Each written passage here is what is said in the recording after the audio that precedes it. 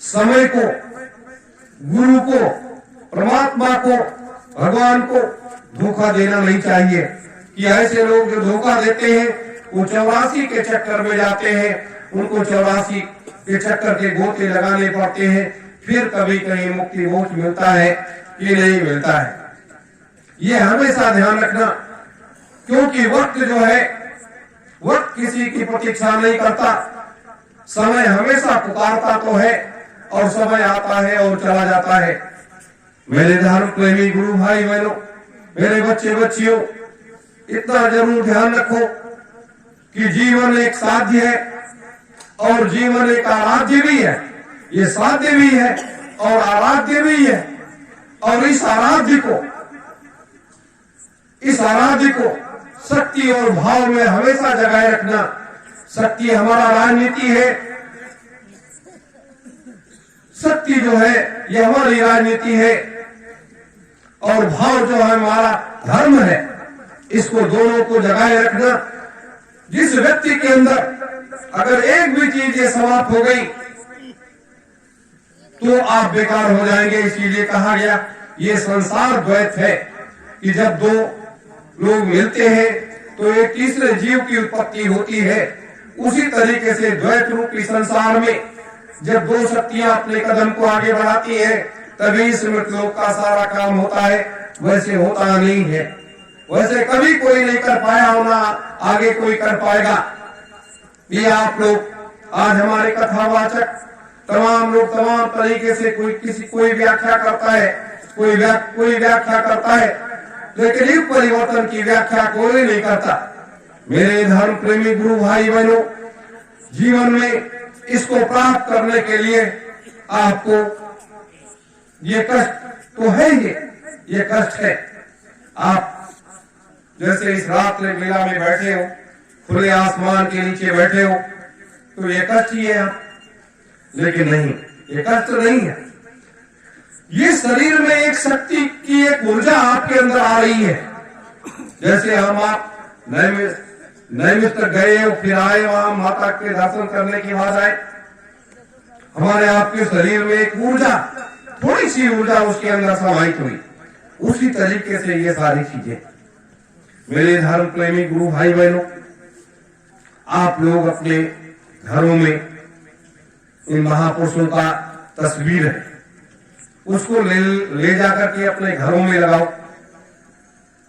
चाहे उसे दीवार में चिपका दो, चाहे उसे पूजा घर में रख दो, क्योंकि महापुरुषों के प्रतिबिंब होने जरूरी है। आपके जेब में एक छोटी सी फोटो है, उसको ले लो, हमेशा 24 घंटे अपने जेब में रखो।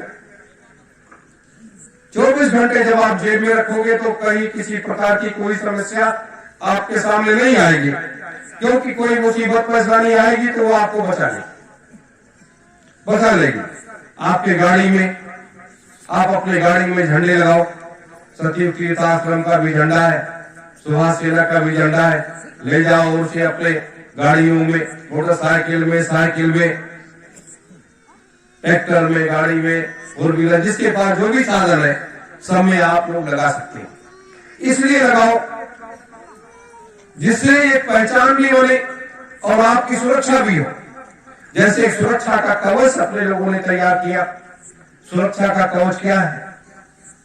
प्रत्येक पूर्णिमासी की तिथि में आपको जहां हवन आप नहीं उपस्थित हो सकते हैं तो भी आपने जिला अध्यक्ष को जो भी व्यवस्थाएं है उसे दे दीजिए, वो हवन में लोग शामिल कर देंगे। लेकिन आना आवश्यक है, प्रयास करिए। 5 तारीख को, 5 अप्रैल को आप आएंगे। 6 अप्रैल को सुबह ब्रह्म मुहूर्त की बेला में पूर्णिमासी की तिथि में हवन का कार्यक्रम होगा, और इसमें एक सूची बनने जा रही है। एक फॉर्म भर करके लोग देंगे कि 1500 व्यक्तियों ने की सूची पूज्य गुरुदेव ने मांगी है, और वो 1500 व्यक्तियों की सूची तैयार करके अपने लोगों को 2 महीने में तैयार करके देना। तो ये समस्त जिलाध्यक्षों की जिम्मेदारी है, सभी पदाधिकारियों की जिम्मेदारी है, राष्ट्र प्रदेश जिले तक कि लोग लग करके इस 1500 लोगों की एक सूची तैयार करके और दें, तब जाकर के ये, क्योंकि 1500 लोग ऐसे हमें तैयार कर रहे हैं, चाहे वो हमारे माताएं बहने हो, बच्चे बच्चियां हो, इसलिए तैयार करना है कि इनके अंदर ऐसी शक्ति का संचार करना है, और इनके अंदर शक्ति का संचार करने के बाद इनको इस संसार में एक विजेता के रूप में उतारना है कि ये संसार के ये वो चेहरे हैं जो इस दुनिया में, इस संसार में, इस मतलोक में एक नया बदलाव लेकर के आ रहे हैं। तो ये एक नया ग्रंथ है, एक नया मार्ग है, ये एक नया रास्ता है। इसलिए पूर्णिमा के पावन पुनीत तिथि पर जरूर आप लोग इस यज्ञ में शामिल होइए, भले परिवार का एक सदस्य क्यों न शामिल हो। मेरे धर्म प्रेमी गुरु भाई बहनों, मैंने इसलिए जोर देकर के कहा है कि जब ये सारी व्यवस्थाएं मिलनी शुरू हो गई हैं, तो हम अपने कदम को क्यों पीछे रखें और 10,000 लोगों को महायज्ञ के लिए तेजी के साथ तैयार करना है। उसका भी समय अपने पास बचा नहीं है, थोड़ा सा समय बचा है, और 10,000 लोगों की एक टीम को खड़ा कर लेना है, तेजी के साथ मेहनत करके तेजी के साथ मेहनत करके खड़ा कर लेना है। क्योंकि ये सतयुग तीर्थ की पावन धरा ऐसे लोगों को तैयार करके और इस काम में उतारना चाहती है, क्योंकि कितनी जल्दी महापुरुषों का आगमन हो और ये सारे कार्य संपन्न हो, जिसकी प्रतीक्षा पक्ष और विपक्ष, जो लोग इन महापुरुषों को मुर्दा मानते हैं वो भी इंतजार कर रहे हैं, और जो लोग जिंदा मानते हैं वो भी इंतजार कर रहे हैं। दोनों पक्ष इंतजार कर रहे हैं कि कब ये सूर्य उदय होगा और कब ये तमाशा देखने को मिलेगा। मेरे धर्म प्रेमी गुरु भाई बहनों, अब वो समय आ गया है, अब वो समय आ गया है। देश के राजनेताओं को अगर फुटबॉल जैसा न दौड़ाया तो कहना ये फुटबॉल के तरीके से दौड़ेंगे। वो समय आ रहा है, वो समय आ रहा है। अपने हौसले को बुलंद रखो, कामयाबी मिलेगी। अगर 2024 का चुनाव होता है, अगर होता है, तो एक नया सूर जरूर निकालने का प्रयास अपने लोगों को करना होगा, क्योंकि वो निकलेगा। ये मेरा विश्वास है, ये नया सूर निकलेगा और देश को एक दिशा देगा, क्योंकि राजनीतिक परिवर्तन की आवश्यकता है और धर्म का भी परिवर्तन की आवश्यकता है, क्योंकि धर्म में भी बड़ी कमियां आ गई, इतनी बड़ी कमियां आ गई जिसकी कोई सीमा नहीं रह गई। तो धर्म और राजनीति दोनों में परिवर्तन करना है और दोनों को साध करके चलना है। कोई कितना भी कहे, लेकिन हमें दोनों को साध करके चलना है और वो कार्य करके दिखाना है, वो कार्य करके दिखाना है। मैंने तो कहा, बार बार मैं कहता हूं, राम और कृष्ण से ज्यादा 2000 गुना, राम और कृष्ण से 2000 गुना शक्तियों की आवश्यकता इस वर्तमान समय में है, और उन शक्तियों को एकत्रित करके नव सतयुग स्थापना, इतने बड़े काम को हम आप सब अंजाम देने की तैयारी कर रहे हैं। और वो किसके उससे? अपने पूज्य गुरुदेव के उससे, इन दोनों महापुरुषों के सानिध्य और आशीर्वाद से। और ये जैसे मैंने अपने गुरु को ये विश्वास दिलाया, ये सारे कार्य पूर्ण करके आपके श्री चरणों में हम डाल देंगे। श्री चरणों में आपके कार्य पूर्ण करके डाल देंगे। चौथा महायज्ञ उनके नेतृत्व में तो होगा, सारी चीजें होंगी, लेकिन इस व्यवस्था को करने का काम हमारा और आप करेंगे। इसकी कोई चिंता नहीं, इसकी कोई परवाह नहीं, क्योंकि धर्म के क्षेत्र में, इस कर्म के क्षेत्र में जब कोई उतरता है तो अपने लक्ष्य को देखता है, वो पीछे नहीं हटता है, अपने लक्ष्य को देखता है। जैसे त्रेता में जब राम रावण युद्ध समाप्त हो गया तो दोनों पक्ष की सेनाएं के लोग मारे गए, लेकिन हनुमान जी ने जब कहा राम जी से कि मैं तो गिन करके लोगों को लेकर के आया था और मैं कैसे वापस चलूं, आपके साथ में इतने लोग तो शहीद हो गए, तो राम जी ने वो अमृत वर्षा किया, लोगों के मुख में पड़ा और लोग जिंदे हो गए। तो ये दौर वो समय आ रहा है, वह समय आ रहा है, वो करने का समय आ रहा है। मेरे धर्म प्रेमी गुरु भाई बहनों, अगर इन चीजों को साध लोगे, अपने लक्ष्य पथ पर आगे बढ़ चलोगे, इसीलिए मैंने बराबर क्यों कहा संगठन और संगत, संगठन और संगत। संगठन भारतीय सुभाष सेना है, संगत जय गुरुदेव वैचारिक संस्था है, सतयुग तीर्थ आश्रम है। दोनों को बराबर साथ में लेकर के चलना है। इसलिए आप सब लोग सक्रिय होकर के, सतर्क होकर के, और जितने हमारे पदाधिकारी कार्यकर्ता हैं, नए भी बनाए, आप लोग पुराने भी बनाओ।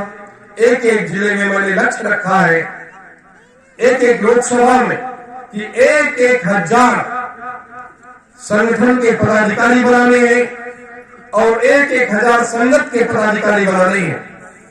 तो 2,000 लोगों को एक एक जिले में तैयार करना है और पूरे हिंदुस्तान में 665 या कितने जिले हैं, सब जिलों में संगठन को और संगत को खड़ा करना है।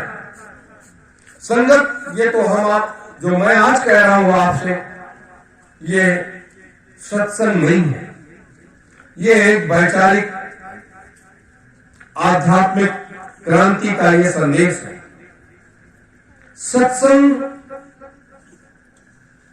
वो चीज है कि आप शराब मत पियो, मांस मत खाओ, गलत काम मत करो, संत महात्माओं के सानिध्य में रहो। ये सत्संग का एक दूसरा रूप है। और सत्संग वो है कि आत्मा और परमात्मा, आत्मा और परमात्मा का मिलन कैसे होगा। नामदान जो हमने लिया है, सुमिरन ध्यान भजन हम कैसे करेंगे। सत्य ओम जय गुरुदेवाय नमः महामंत्र का जाप करने से लेकर के उसके विधि तक, और उसके बाद उससे हमें क्या मिलेगा, क्या हमें दिखाई देगा, क्या सुनाई देगा, और किस लोक में क्या क्या है, वो है सत्संग। यह आध्यात्मिक क्रांति और यह वैचारिक क्रांति का ये संदेश है। मेरे धर्म प्रेमी गुरु भाई बहनों, आज जरूरत देश और दुनिया को आध्यात्मिक क्रांति और वैचारिक क्रांति का संदेश की आवश्यकता प्रथम है। और अगर आपके पास शक्ति है तो आप हजारों लाखों करोड़ों जीवात्माओं का उद्धार कर सकते हो, उनको मुक्ति मोक्ष दिला सकते हो। जब आप उनके लिए प्लेटफॉर्म तैयार ही कर रहे हो कि 3,000 वर्ष के लिए रहने की उनकी व्यवस्था कर ही रहे हो, तो अभी 3,000 सचिव आ जाएगा तो 3,000 वर्ष तो कोई जाएगा ही नहीं, वो तो यही पर रहेगा। फिर वो सत्संग सुन लेना और फिर इस धर्म ध्वजा के पास बैठ करके आत्मा और परमात्मा का मिलन कर लेना और वहां पहुंचना। और अगर अभी करना चाहते हो तो वो भी कर। ऐसी बात तो है नहीं कि कोई चीज की कमी है। जिसके पास कमी होती है वही वो खुराक तो दे नहीं सकता। हमारे पास तो कोई कमी नहीं है, तो सारी चीजें, सारे डोज है। जिस डोज की आवश्यकता मैं महसूस कर रहा हूं उतना डोज आपको दे रहा हूं, और उस डोज को पहले पचाओ और फिर उसके बाद दूसरा डोज आपको दे, फिर तीसरा दे, चौथा दे, पांचवा दे। तो ये हमारा कहने का मतलब कि सबका कल्याण हो, सबका भला हो, सबके घर में सुख हो, शांति आए, किसी प्रकार की कोई मुसीबत परेशानी जो अपने साथ में जुड़े हैं उनके घर परिवार में ना ले पाए, और सब अमन चैन से आराम से रहे। यही तो आवश्यकता है, यही आवश्यकता है। और 1 लाख भारतीय सुभाष सैनिक तैयार करने, यह प्रथम प्राथमिकता है। 1 लाख सुभाष सैनिक तैयार करने की आवश्यकता क्यों है? यह इसलिए है कि महानायक नेताजी सुभाष चंद्र बोस का आगमन, उनका संकल्प लाल किले के मैदान पर प्रथम आजाद हिंद सरकार का ध्वज फहराने के लिए 1 लाख सैनिकों का हुजूम, भारतीय सुभाष सैनिकों का, उसकी सलामी लेने के लिए है। और एक सुभाष ब्रिगेड ये तैयार करना है। मेरे धर्म प्रेमी गुरु भाई बहनों, ये इसलिए कि वो समय आ रहा है, कितनी तेजी के साथ हम चल सकते हैं और उसके 1000 गुना तेजी के साथ इन महापुरुषों का आगमन सुनिश्चित हुआ है। तो जब महापुरुषों का आगमन और अपने लोगों को भी 2000 गुना स्पीड से चलना होगा, जगह जगह छोटे बड़े कार्यक्रम करने होंगे, जनसभाओं को संबोधित करना होगा, आध्यात्मिक क्रांति, वैचारिक क्रांति का संदेश देना होगा। कहीं भी कार्यक्रम करो, 1 घंटे धर्म नीति की बात करो, 1 घंटे राजनीति की बात करो, 1 घंटे अर्थनीति की बात करो, 3 घंटे का कार्यक्रम आपका हो गया। तो ये समय परिवर्तनशील है। और कल मैं आपको विधिवत और विस्तृत रूप से नेताजी और बाबा जी और आजादी के उन दीवानों का सफर और हम लोग क्या करना चाहते हैं उसके बारे में बड़े विस्तार से आपको बताएंगे। क्योंकि कल का समय दिन का, कल कोई काम तो होगा नहीं, सुबह ध्वजारोहण, उसके बाद कार्यक्रम। इतनी बात मेरी गांठ बांध लो मेरे धर्म प्रेमी गुरु भाई बहनों कि समय तेजी के साथ बदल रहा है और हमें आपको भी तेजी के साथ अपने कदम को आगे बढ़ाना है और इस व्यवस्था को सुदृढ़ और मजबूत करना है, सुदृढ़ और मजबूत करना है। जब ये व्यवस्था सुदृढ़ और मजबूत हो जाएगी, आपको किसी प्रकार की कोई दुख तकलीफ, कोई परेशानी नहीं। ये कुछ बातें थी जो मैंने आपके बीच में रखी है, क्योंकि आप लोग भी आज आपके शरीर में थकान भी होगा। माता ललिता के दर्शन करने के लिए पद यात्रा जो किया गया,